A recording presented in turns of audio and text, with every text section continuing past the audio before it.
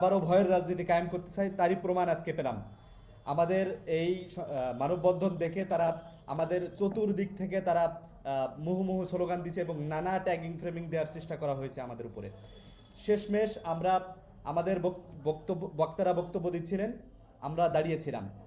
তাদের সে মিছিলটি আমাদের উপর পিষ্ট করে এক প্রকার তারা তিতুমির কলেজের ভিতরে প্রবেশ করে, অর্থাৎ ক্যামেরার সামনে নগ্নভাবে আমাদের মানববন্ধনের উপর হস্তক্ষেপ করা হয়েছে। তারই উদাহরণ একটি প্রমাণ আমি দেখাই। আমার ঠেলাগোতায় আমি তিতুমির কলেজের আহ্বায়ক, ছাত্র দলের আহ্বায়ক, তার ঠেলাগোতায় আমি আমি আহত হয়েছি।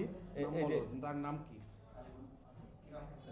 ইমাম হোসেন তার সামনে, তার নেতৃত্বে মূলত আজকের এই শোডাউন মিছিলটি করছিল। তারা এক প্রকার ভয় দেখানোর জন্য, আমরা সে ভয়কে উপেক্ষা করে আমরা তিতুমির কলেজ সাংবাদিক সমিতির নেতৃবৃন্দ আমরা মানববন্ধন করছিলাম।